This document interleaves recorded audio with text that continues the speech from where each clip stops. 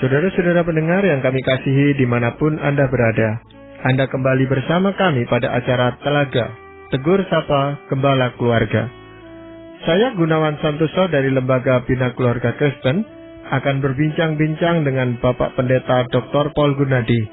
Beliau adalah seorang pakar dalam bidang konseling, serta dosen di Seminari Alkitab Asia Tenggara, Malang.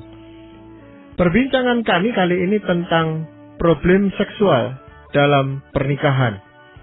Kami percaya acara ini pasti bermanfaat bagi kita sekalian, dan dari studio kami mengucapkan selamat mengikuti. Pak Paul, sebagian orang memang agak merasa tabu untuk membicarakan masalah-masalah seksualnya, khusus juga di dalam pernikahannya. Ini bagi kita orang yang beriman bagaimana, Pak? Seks adalah bagian dari kehidupan orang yang menikah. Dan seks bukannya sesuatu yang dilarang oleh Tuhan. Tuhan tidak melarang seks. Tuhan mengatur seks. Ya, jadi kita harus bedakan keduanya itu. Tuhan meregulasi seks, yaitu seks diizinkan hanya dalam mahligai pernikahan. Kenapa?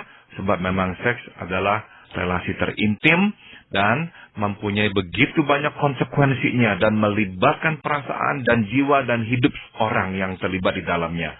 Jadi Tuhan tidak mau seks diperlakukan secara murahan. Itu sebabnya Tuhan menempatkan seks di dalam rumah pernikahan. Namun ada kalanya kita itu mempunyai anggapan seks tidak boleh dibicarakan karena tidak rohani. Keliru ya. Sekali lagi, seks bagian dari kehidupan pernikahan, dan pernikahan yang sehat biasanya dan seharusnya akan juga mempunyai pengertian dalam soal-soal seksual ini. Tetapi kadang-kadang di dalam hubungan suami istri pun mereka masih canggung atau bahkan enggan untuk membicarakan, sehingga akhirnya timbul banyak masalah, Pak Paul. Itu betul sekali, Pak Gunawan. Banyak masalah seksual dalam pernikahan, tapi tidak dibicarakan. Namun dampaknya sebetulnya ya dirasakan oleh keduanya dan mempengaruhi relasi mereka. Pertanyaan Pak Gunawan, mengapa kok enggak dibicarakan? Saya menduga karena gengsi. Karena gengsi. Seringkali kalau orang harus membicarakan tentang seks dan misalkan ya meminta atau apa, orang itu merasa gengsi. Sehingga akhirnya tidak mau membicarakannya. Akibatnya ini adalah hal yang ditutup-tutupi.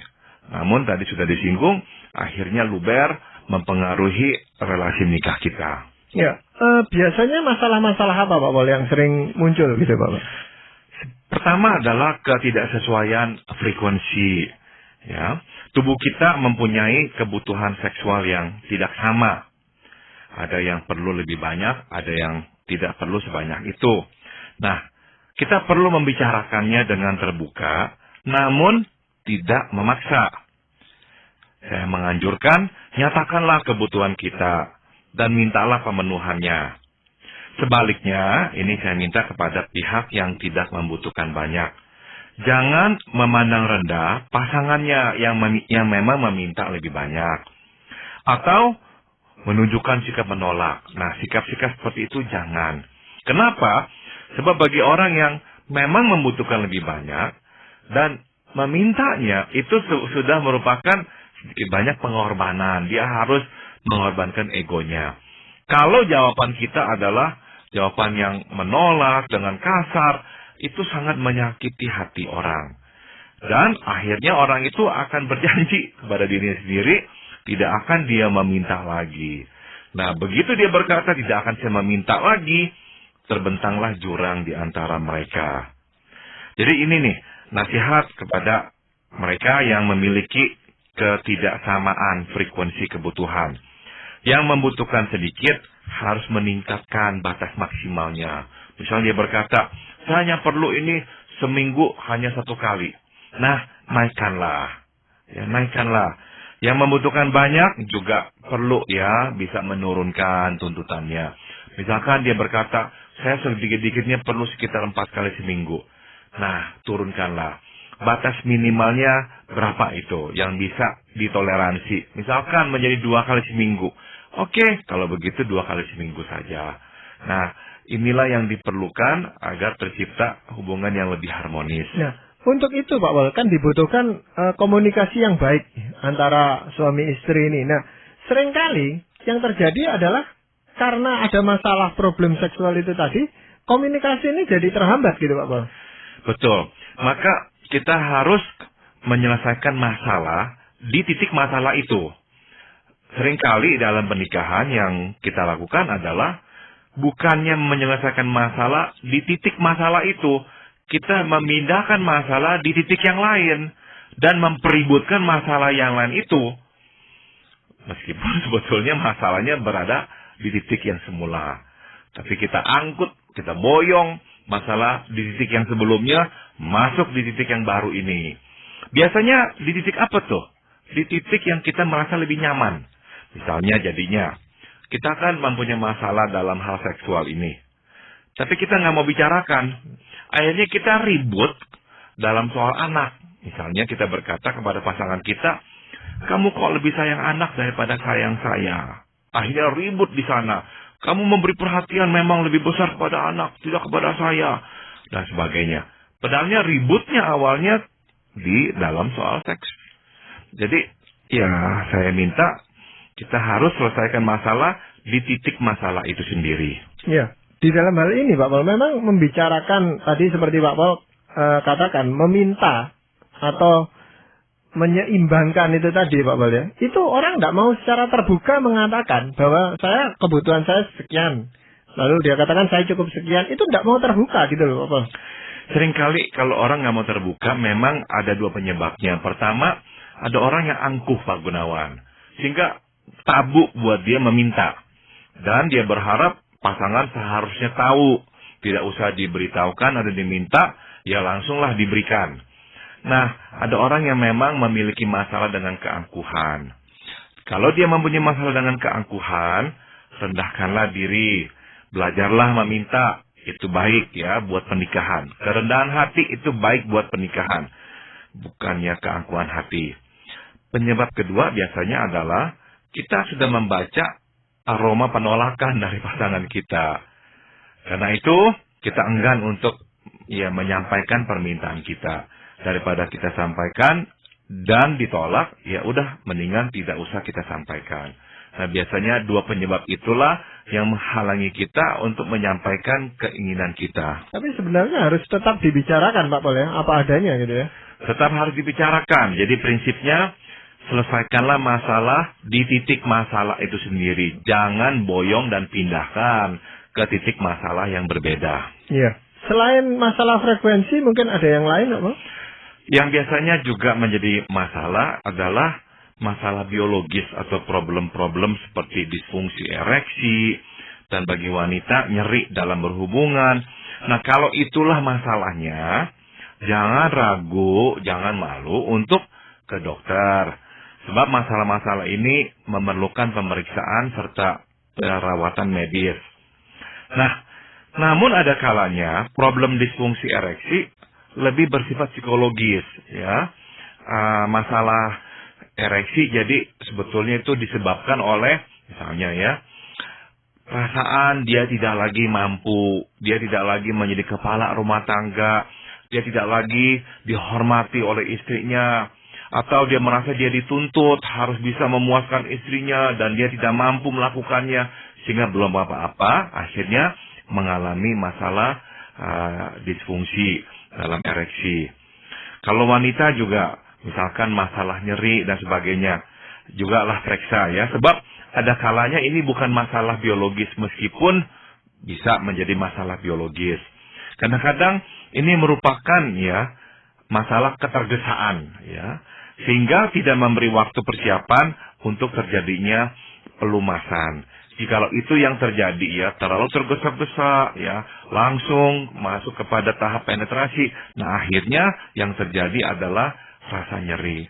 Nah, jikalau semua itu sudah dibicarakan dan dibereskan, namun tetap mengalami masalah, periksakan ya kepada dokter sehingga masalah ini bisa dituntaskan. Ya, itu satu hal lagi yang membuat orang kadang-kadang enggan datang ke dokter untuk membicarakan masalah problem seksualnya gitu Pak Pol. Memang ada rasa malu ya, apalagi bagi pria, Pak Gunawan. Wanita lebih terbuka dalam hal seperti ini ya, membicarakan masalah ini. Tapi sebagian pria memang rasanya itu tabu sekali. Membicarakan masalah disfungsi dalam ereksinya. Waduh ilah, ini seolah-olah saya kurang laki-laki ini, saya kurang jantan dan sebagainya. Nah, daripada menyimpan-nyimpan masalah dan akhirnya melahirkan problem-problem lain dalam keluarga, mengapakah kita tidak belajar merendahkan hati kita, mencari pertolongan, membereskan masalah ini. Kadang-kadang ada orang-orang yang lebih suka, Pak Gunawan ya, mempertahankan egonya, keangkuhannya, tidak mau dipandang rendah oleh pasangannya, menutupi terus problem itu, tidak mau memeriksakan diri ke dokter, meskipun problem itu benar-benar tuh menyengsarakan pasangannya, menimbulkan banyak masalah lain, tapi dia lebih rela. Dia lebih rela membuat orang susah daripada dia harus melewati ya sedikit rasa malu. Nah, saya kira itu kan tidak benar. Itu adalah tindakan yang kejam. Jadi rendahkanlah diri ya, rendahkanlah hati kita, carilah pertolongan medis. Ya memang mengenai ketergesaan tadi Pak Pol, ada banyak faktor gitu Pak Pol. Kadang-kadang ada pasangan suami istri yang baru menikah, anaknya masih kecil dan itu tidurnya harus sekamar gitu, sehingga dia tidak bisa merasa nyaman di dalam melakukan hubungan seksual. Seringkali hal ini memang perlu ya dipikirkan. Ada kalanya perlu ya untuk misalnya memisahkan tempat tidur dan kamar kita sehingga kita bisa berkonsentrasi. Bagaimanakah bisa berkonsentrasi kalau anak ada di samping kita? Jadi pengaturan-pengaturan ini memang perlu direncanakan. Seks yang baik sebetulnya adalah, hubungan seks yang baik adalah hubungan yang telah direncanakan. Memang dalam pikiran kita semakin spontan semakin baik. Tapi kenyataannya dalam pernikahan adalah yang spontan-spontan itu tuh jarang terjadi. Sebab hidup menjadi rutin dan dipenuhi dengan tanggung jawab. Jadi seperti hal-hal lainnya, kalau mau mendapatkan yang terbaik, rencanakanlah sebaik-baiknya. Ya, ada faktor yang lain itu kadang-kadang perbedaan usia yang terlalu jauh gitu Pak Pol ya. Sehingga misalnya si suami itu yang sudah lanjut usianya gitu, padahal si istrinya itu masih muda belia gitu Pak Pol. Sehingga kebutuhan mereka akan pemenuhan kepuasan seksual ini berbeda. Gini bagaimana Pak Pol? Betul, itu sering terjadi Pak Gunawan. Nah, kadang-kala si pria itu tuh malu untuk mengakui ya bahwa sebetulnya gairahnya sudah sangat menurun dan sebagainya. Nah, saya kira di sini si pria harus berkata terus terang bahwa memang saya tidak lagi seperti dulu, gairah saya sudah berkurang, tapi saya tetap masih ingin melayani engkau. Jadi, jangan ragu untuk meminta, jangan ragu untuk berinisiatif dan bertanya. Saya juga akan mencoba sebaik-baiknya. Nah, jadi bicarakanlah.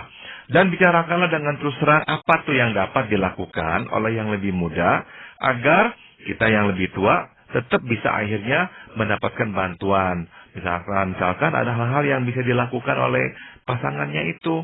Nah, jangan malu ya, kemukakanlah itu.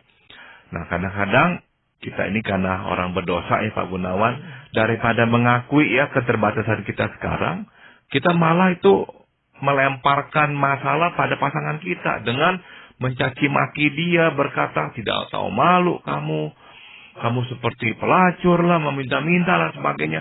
Kan kasihan, sebetulnya yang bermasalah kita, yang mengalami kelemahan dan keterbatasan kita. Tapi kita memutarbalikan masalah malah melemparkannya pada pasangan. Nah, bagi saya ini tindakan kejam. Ya, gara-gara kita tidak mau mengakui keterbatasan, kita malah menginjak-injak orang. Ya, mungkin ada faktor yang lain, Pak Pol. Biasanya ketakutan hamil ini masalah juga, Pak Gunawan. Biasanya perempuan tidak mau berhubungan karena sebetulnya ya takut hamil. Jadi, saya kira dua-dua harus membicarakan atau berkonsultasi dengan dokter sehingga bisa ya ditentukan alat kontrasepsi yang paling cocok. Misalkan satu Pak Gunawan, sebetulnya kalau anak-anak sudah mulai besar dan sebagainya, bukankah yang lebih mudah dilakukan adalah hal-hal seperti vasektomi untuk pria? Tapi pria itu seringkali sekali lagi ya gengsi lah, ntar kurang jantan lah apa dan sebagainya. Sedangkan itu semua adalah mitos. Vasektomi tidak mempengaruhi itu semuanya. Tapi justru itu adalah cara ya yang paling mudah, begitu sederhananya, dan benar-benar itu akan menghilangkan rasa takut pada istri kita. Tapi banyak suami tidak mau melakukannya. Lebih suka menimpakan semua beban itu pada si istri. Sehingga akhirnya si istri yang juga takut untuk hamil, dia yang lebih sengsara. Dan kita juga harus bayar. Hubungan seksual terganggu. Mengapakah kita tidak mau merendahkan hati, rendahkan diri kita? Ya sudah, lewati saja dengan vasektomi. Anak sudah cukup besar, kita sudah cukup umur. Ya lakukan, ya, sehingga nantinya kita akan lebih bisa menikmati relasi seksual. Ya, Pak Paul, ada sebagian orang itu yang tidak mau menggunakan alat kontrasepsi. Itu sebenarnya dasar pemikirannya apa, Pak Paul? Macam-macam Pak Gunawan ya. Memang ada yang beralasan religius, ya, berkata ini dilarang Tuhan. Daripada melanggar firman Tuhan, jadi tidak mau. Nah, menurut saya, nomor satu ya, kita harus yakin bahwa anak adalah pemberian Tuhan. Itu adalah prinsipnya. Nomor dua, Tuhan juga menuntut kita untuk bertanggung jawab. Kita tidak diizinkan Tuhan membunuh manusia lain, termasuk membunuh anak dalam kandungan. Namun, apa salahnya kita kalau memang mempunyai kemampuan untuk itu, aturlah kelahiran anak-anak kita, sehingga kita bisa menyediakan yang paling baik untuk anak-anak kita. Nah, ada juga orang yang berkata tidak mau memakai alat kontrasepsi karena mengurangi kenikmatan. Karena ada tambahan-tambahan alat yang dimasukkan ke dalam tubuh. Nah, kalau memang itulah yang dirasakan, maka dari saya katakan, kalau pria sudah cukup umur, anak-anak sudah mulai besar, kenapa tidak langsung saja melakukan vasektomi? Iya, Pak Paul, ada sebagian orang juga yang mengurangi frekuensi hubungan seksualnya karena memang letih hidup. Sekarang ini kan suami istri bekerja, maka istri itu sudah bekerja dari pagi sampai sore, masih kerja di rumah lagi, malamnya harus melayani lagi. Nah, ini bagaimana, Pak? Dan seringkali ini menjadi masalah manusia modern, Pak Gunawan. Banyak pasangan mengalami masalah seksual, sebetulnya tuh awalnya dari kesibukan, terlalu letih, sehingga akhirnya setelah pulang ke rumah benar-benar tidak ada keinginan lain selain daripada beristirahat, sehingga tidak ada lagi tuh kencan-kencan, ya. Nah, ini nih perlahan-lahan sebetulnya nanti nih bisa menjadi masalah. Misalnya ada yang misalkan membutuhkan, tapi yang satunya sudah terlalu letih, itu menjadi masalah. Atau kalau dua-duanya terlalu letih, dan dua-duanya tidak pandai-pandai ya, mengkompensasikan dengan keintiman-keintiman dalam bentuk yang lain. Ini bisa menjadi pemisah antara si suami dan si istri. Sebab tidak bisa disangkal, seks bukan saja relasi terintim, tapi seks adalah sebuah tindakan yang mengintimkan kedua orang. Ya, jadi kalau akhirnya sama sekali tidak dilakukan karena terlalu letih, dan tidak ada penggantinya ya, kompensasi dalam bentuk yang lain untuk keintiman, akhirnya relasi suami istri makin terbelah. Ya, seringkali orang mengatakan lalu saya tidak punya gairah lah, padahal hubungan seksual itu membutuhkan gairah gitu Pak Paul ya. Nah, ini memang juga bisa menjadi masalah Pak Gunawan. Dan kehilangan gairah itu biasanya ya diawali oleh kehilangan ketertarikan terhadap penampilan fisik pasangan kita. Nah, apakah ini alamiah atau manusiawi? Saya kira iya. Pasangan kita tidaklah semuda dulu, dan pasangan kita tidaklah memiliki tubuh sebaik dulu. Itu adalah saya kira bagian dari pertumbuhan, ya, bagian dari perkembangan hidup. Kita makin menua, bukan makin tambah muda. Nah, kalau ini yang terjadi, jangan sampai lupakan satu prinsip. Bukankah kita mencintai dia? Dan bukankah cinta pada dasarnya adalah memberi dan berkorban? Jadi meskipun gairah tidak lagi seperti dulu, minat sudah menurun, tetap lakukan. Kenapa? Karena begini Pak Gunawan, makin kita lakukan dengan konsisten, makin gairah itu tuh terpelihara meskipun akan perlahan-lahan ya menurun dengan bertambahnya usia. Tapi menurunnya tidak terlalu cepat. Sebaliknya kalau kita berkata, oh tidak ada gairah, Tidak usah lakukan. Tinggal tunggu waktu, benar-benar tidak akan ada lagi relasi seksual. Benar-benar akan vakum karena makin jarang dilakukan, makin cepat hilang gairah itu. Ya, mungkin ada faktor yang lain, Pak Paul. Masalah yang lain yang muncul di dalam relasi seksual ini. Bisa, Pak Gunawan. Yang lain adalah keengganan berhubungan seksual akibat dampak masa lalu. Misalnya, ada orang yang tidak ingin berhubungan karena menganggap seks sebagai alasan runtuhnya pernikahan orang tua. Ya, ayahnya misalkan ya berselingkuh atau berzina. Wah, dia tidak mau lagi berhubungan seks karena seks dikaitkan dengan selingkuh dan penyebab kehancuran keluarga. Sesuatu yang kotor, sesuatu yang salah. Misalkan yang lain, ada yang pernah menjadi korban pelecehan seksual. Dan ini berakibat pada ketakutannya untuk berhubungan seksual. Jikalau ini menjadi masalah, saya kira mereka memang harus datang kepada seorang konselor ya untuk mendapatkan bantuan agar bisa mendamaikan masa lalunya, membereskan semua itu. Kalau sudah dibereskan, kelegaanlah yang bisa diperoleh dan bisalah ditingkatkan kembali relasi seksual itu. Ya, memang biasanya kan pasangan itu menikah tanpa bekal pengetahuan yang cukup tentang masalah-masalah seksual, baik dari orang tuanya maupun dari pihak yang lain. Nah, ini sangat mempengaruhi, Pak Paul. Sangat betul, Pak Gunawan. Maka dalam bimbingan pranikah seharusnya lah hamba Tuhan ataupun konselor membicarakan hal-hal seperti ini. Sehingga mereka berdua bisa mempersiapkan diri dengan lebih baik. Sekali lagi saya tekankan prinsip itu yang tadi saya sudah singgung. Bahwa perencanaan ya itu akan menentukan baik atau tidak baiknya relasi seksual. Makin matang perencanaan, makin besar kemungkinan relasi seksual kita akan menjadi baik. Ya, Pak Paul, kadang-kadang karena tuntutan pekerjaan atau karena studi, orang itu kan harus berpisah, itu suami istri itu sampai untuk jangka waktu yang cukup lama gitu, Pak Paul. Nah, ini pengaruhnya bagaimana, Pak? Sudah tentu kalau untuk satu kurun, ya, kemudian nanti setelah itu tuh mereka akan bersama-sama lagi untuk kurun yang lama. Nah, kurun yang lama itu bisa mengobati kurun di mana mereka berpisah. Namun kalau mereka berpisah untuk waktu lama, bertemu sebentar, pisah lagi waktu lama, dan seterusnya, dampaknya seringkali buruk. Sebab pada akhirnya kebergantungan dan keintiman kita pada pasangan akan berkurang. Kebutuhan kita pun akan pasangan kita juga akan berkurang.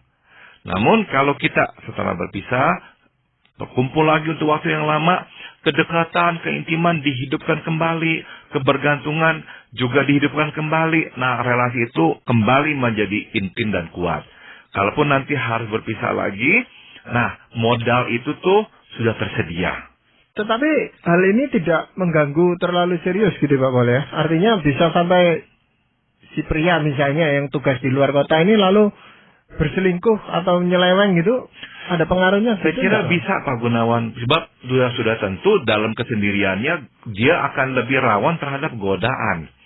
Maka apakah perpisahan ini untuk semua orang? Tidak ya.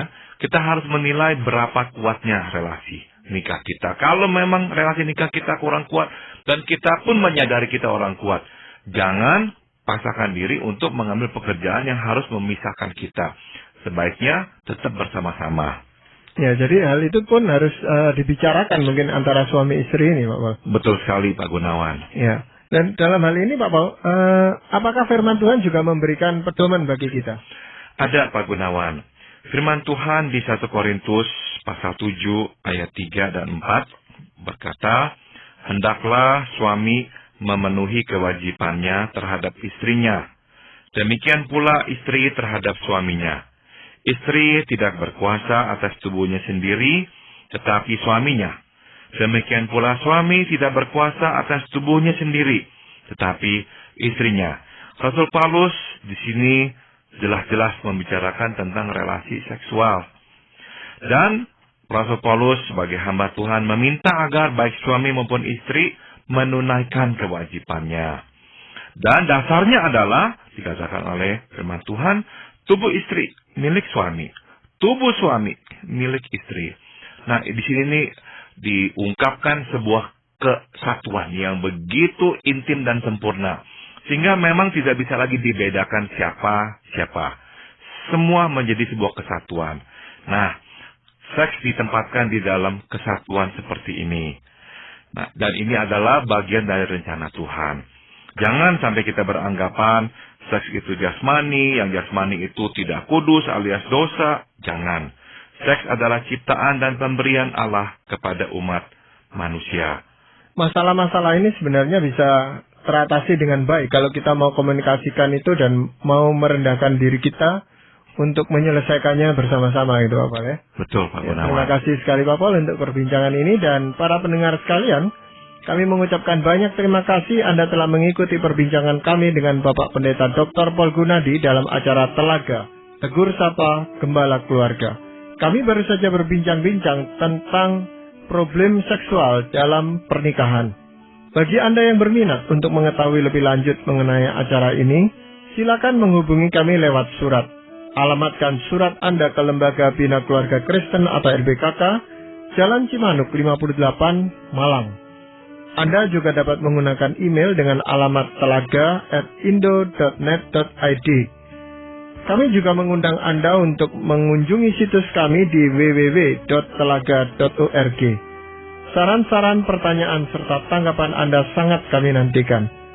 Akhirnya dari studio kami mengucapkan terima kasih atas perhatian Anda dan sampai jumpa pada acara